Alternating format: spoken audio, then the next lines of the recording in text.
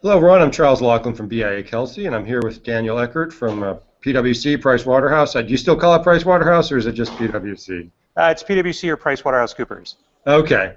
So Dan will be a keynote speaker on day 3 of our upcoming national conference in Dallas at the end of this month, March 25th through 27th. And so, Dan, we thought we'd just get you on here and for a few minutes and get a little preview on what you're going to be talking about. So first, tell us a little bit about your background, what you do at PwC or PricewaterhouseCoopers, and then just a preview of what you're going to be talking about, the main themes and such. Oh, no worries. So if you don't know, PricewaterhouseCoopers is a $35 billion consultancy, and I work in a $10 billion unit, and I run and co-lead our emerging technologies practice. And when you think PwC, you don't normally think, emerging technologies. You think tax and audit and consulting. And really, when we look at the problems caused by emerging technologies with our clients, they're big disruptors. And so we focus on the disruptions that causes in their enterprise. And about 20% of our work is in the tech side, and 80% is on different business models, different opportunities, how you can optimize these technologies to bring value to your organization. So I co-lead that group. Okay. 10 billion out of 35 billion, is that what you said? Yeah, not my group specifically, not yet.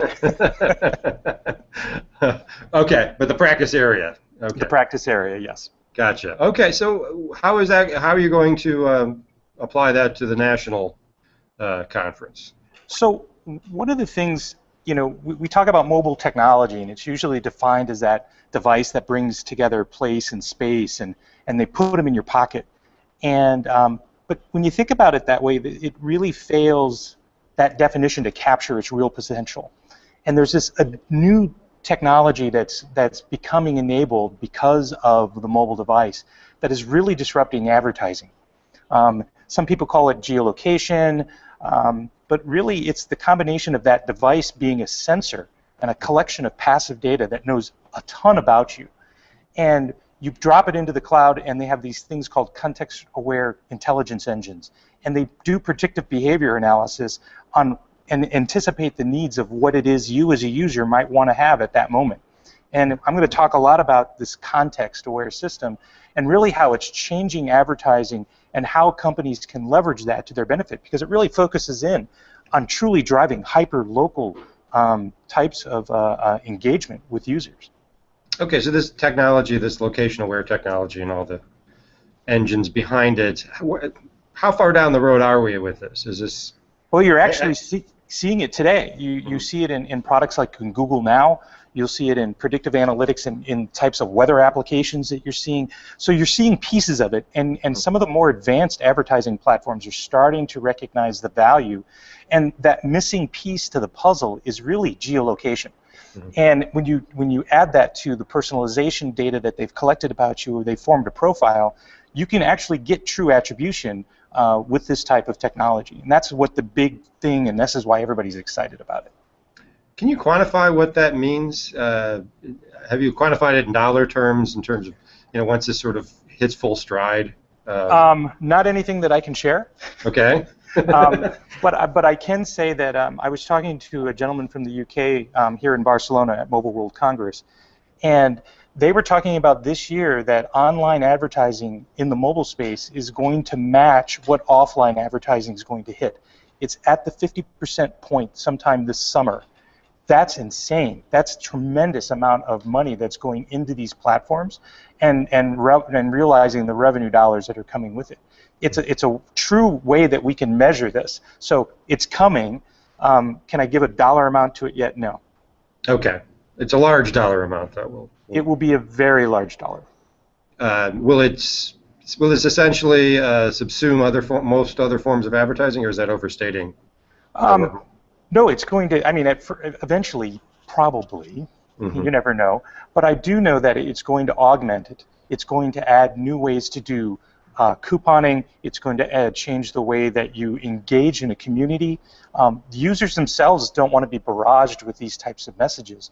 They want to have value. They want to have a conversation with the brand. And this is the key technology that I feel that's going to help them get there. Okay, just to wrap up, maybe could you give... Do you have an illustration of how the consumer experience will be changed by this, say, in a few years? I mean, we Um, already feel a lot of change already, but more um, sort of profoundly. well, look at mobile payments. You're Hmm. seeing it right now that you can take products like Apple Pay and the Google Wallet, and now Samsung's got a product out, and Visa, all the big banks have got these. And they can actually reduce the friction to make these small incremental transactions with just using the device. But if I know that you're in the store, and I know that what it is you're buying, and I know your habits as a user, I can predict and actually start inserting coupons into the purchase transaction before you make the transaction. So for example, if I was going to be buying diapers, for example, not for me personally, but for children, and That then wasn't a necessary explanation, but thank you. it knows that I have children, and so it would automatically inject a coupon in that data stream if it feels it's going to help me either buy more of the product or buy a more upscale product to what it is I might be considering at the time. And you feel that this will be seamless to consumers to the point where they don't object to the. I mean, some people sort of say that this, the retargeting and predictive things sometimes feel Big Brotherish. Is there any hint of a backlash ever against this, or will it be enough value being added to the The, consumer experience that they won't care? the TapTap CEO said today in a conference that 77% of people will opt in and provide their geolocation information if they get value out of the transaction. Mm-hmm. And that's the key. You have to provide value or engagement or community into the type of service that you're providing. If you're just blowing out spam, you're going to just irritate people and they're going to shut you down. Okay. All right. Well, we're looking forward to a very interesting conversation about this later this month in Dallas. Dan, thank you very much for joining us, and I know you're in one of the great cities of the world, so I'm going to let you go enjoy it and enjoy the rest of the event you're at, and we'll see you in a couple of weeks. All right, man. I appreciate it. Thank you very much. All right. Look Bye-bye. forward to it.